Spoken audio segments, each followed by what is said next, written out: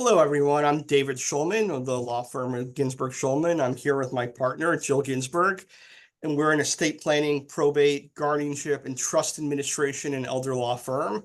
And this week, we're going to talk about living wills. Jill, what is a living will?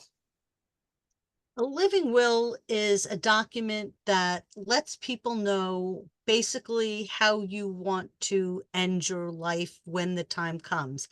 I don't mean in terms of euthanasia or any of those things. What I do mean is in terms of giving advice to those people who are treating you, and also allowing the people who are perhaps agents on your behalf to know really what you want. So in Florida, there are three different circumstances in which you can decide or which you can express your wishes that you no longer want to be artificially prolonged by machines. One is a terminal condition, then there is an end stage condition, and the final one is the persistent vegetative state. And if you remember the Terri Schiavo case, Terri Schiavo was in a persistent vegetative state for over a decade, and there's an argument on whether or not she would want to be disconnected between her husband and her parents. And what a living will does, it lets your loved ones know what your wishes may be. Now, how does that different from a DNR? So, David, a DNR is basically a document. First of all, we don't do DNRs. They're not executed by attorneys. They're executed by either hospital people, hospital administrators, or by doctors. And they're executed for that particular situation.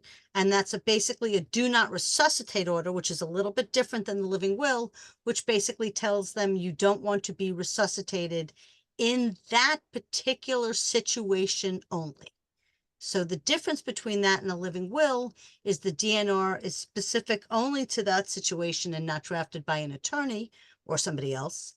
And a living will is basically, I wouldn't say a blanket, but basically covers your life and is executed by yourself, an attorney, or somebody of that nature. I know that living wills are very popular among my clients, just our clients. Just in my experience, I'd say over 99% of my clients pick at least persistent vegetative state and terminal condition or end stage condition, saying that they no longer want to be prolonged.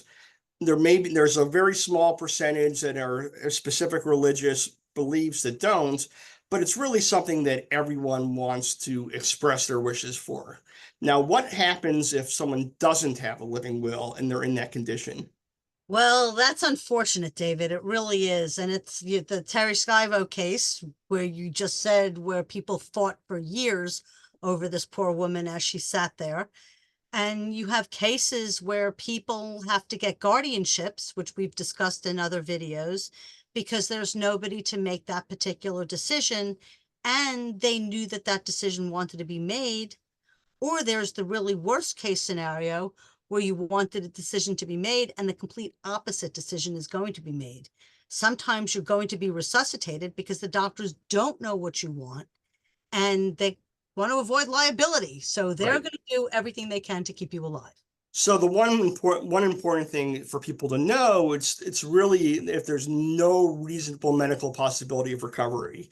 Sometimes people say, "Oh, I don't. If I stub my toe, I don't want my children to pull the plug on me to get all the money." Okay, so basically, one, you're incapacitated. Obviously, if you can make your own decisions, you're going to be making your own decisions. And under 765-303, Of which the is statutes. the Florida statutes, you didn't let me get there, of the Florida statutes, these statutes basically give you guidelines. They don't tell you exactly what's going on, but they give you guidelines. So the guidelines are you're incapacitated, and basically there's no reasonable medical probability of your recovery from such condition.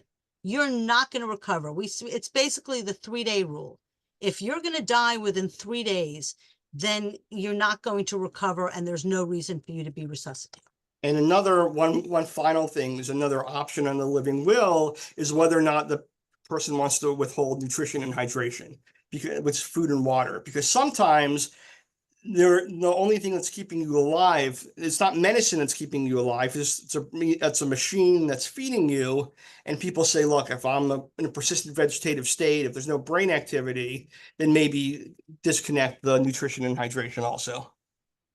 That's also one of the options on a healthcare surrogate, which is something else that we've discussed. So definitely you want to do both of those things because you don't want to have, not be resuscitated, yet they're going to give you food. So yes, you clearly want to make sure that your treatments are in cohesion with each other. Right. So the healthcare surrogate and the living will work together because the healthcare surrogate, you appoint someone to make these decisions for you. And the living will, you express what your wishes are to this person, to your healthcare surrogate who's going to make these decisions, and to the doctors. Well, that's it for this week. Thank you very much, and we'll see you next time.